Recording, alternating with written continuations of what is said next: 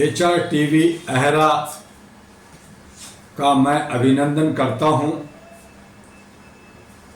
आज मेरा विषय है अंधेर नगरी चौपट राजा का ही, लेकिन वो जो श्रृंखला है उस पे बात ना करते हुए मैं आज आपसे बात करना चाहता हूं कि जो आज EPFO और EPS 95 की जो मसला है, जो व्यवस्था बनाई गई भारत सरकार के द्वारा कि जितने भी भारत सरकार के नौकरशाह हैं उनको पेंशन मिलेगा, और वो तय किया गया भारत सरकार द्वारा।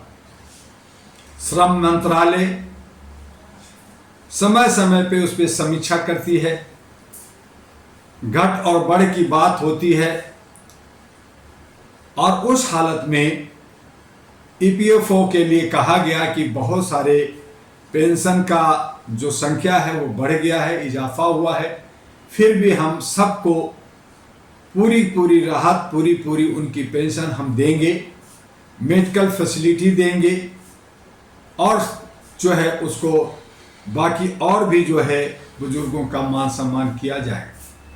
लेकिन EPS 95 के ब्रिगेडियर अशोक राउत जी दिल्ली से लेकर के महाराष्ट्र, चाहे वो जंतर मंतर हो, चाहे वो आज़ाद मैदान हो, हर जगह गुहार कर दिया। हर मंत्रालय में उन्होंने गुहार किया। श्रम मंत्रालय और फाइनेंस मंत्रालय, हमारे कैबिनेट फाइनेंस मंत्री महोदया, हमारे प्रधानमंत्री हेमा मालिनी, सभी ने कहा कि इनके जो ज़रूरत की पेंशन है वो इनको समय पर और ज़रूरत के हिसाब से मिलेगा। इनको DA और मेडिकल सुविधा फ्री में मिलेगा। कश्मीर का चुनाव खत्म हो गया, हरियाणा का चुनाव खत्म हो गया। एक आस और उम्मीद थी कि इसके बाद तो सुन लेंगी सरकार।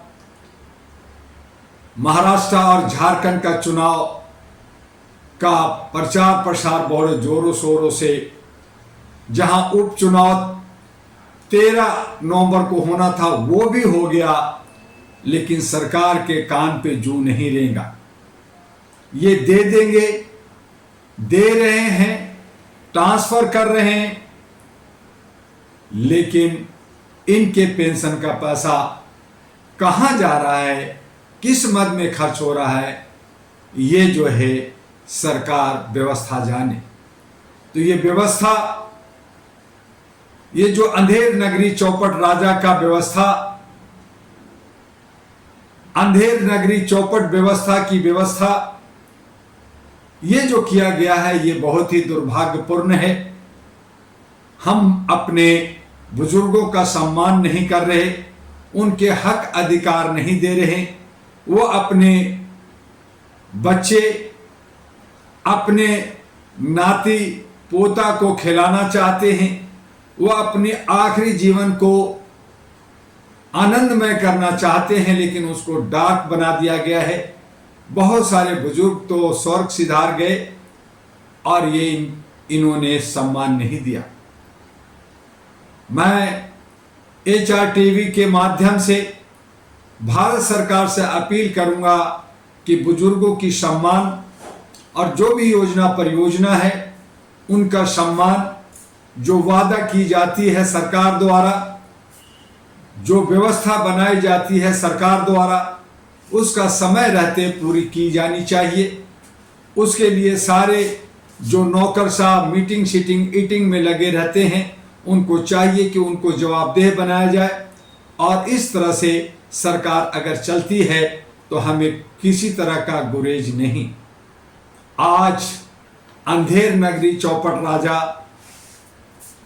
चौपट व्यवस्था बार बार हम कहने को विवश हैं, और ऐसी सूरत में हम चाहते हैं कि ये जो कॉरपोरेट कंपनियां, ये कॉरपोरेट पार्टियां बन गई हैं जो सिर्फ सत्ता के भूखी है, जिसको देश और समाज की समस्याओं से कोई लेना देना नहीं है, सिर्फ लूट और खसोट और सत्ता में बने रहना, अपना सिक्योरिटी, अपना मान सम्मान पाना और जनहित को दरकिनार करना ये उचित नहीं है। और इसीलिए 2009 में जो अहरा नेशनल पार्टी, जो all India human rights national party बनी, अब उसे धरातल पर उतारने की आवश्यकता आन पड़ी है। और इसीलिए आने वाले विधानसभा दिल्ली के 70 महिलाओं को साथ लेकर एक नया कीर्तिमान, एक नई सोच, एक नई बदलाव और महिलाओं के सशक्तिकरण, मातृत्व शक्ति के साथ हम आगे बढ़ना चाहते हैं। और इनवेलप, जिसके अंदर हम लोग जो है एजेंडा दे रहे हैं, जिससे हमारा दिल्ली विकास करेगा। हमारा दिल्ली अगर विकास सुंदर होता है तो भारत का मान सम्मान बढ़ेगा और विश्व में हम विश्व गुरु कहलाने में और सोने की चिड़िया भारत को बनाने में कोई कसर नहीं रहेगा।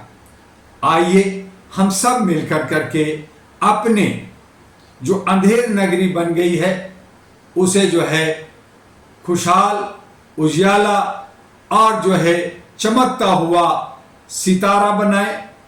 हमारी जो व्यवस्था में घून लग गई है उस घून को खत्म करें और बेहतर व्यवस्था बनाकर हम सब बेहतर तरीके से अपने धर्मनिरपेक्ष राष्ट्र को, अपने लोकतांत्रिक सिस्टम को, अपने संविधान के मान सम्मान को रखते हुए संवैधानिक तरीके से भाई भाई बन करके गंगा जमुनी तहजीब बना करके आगे बढ़ें। बस आज इतना ही।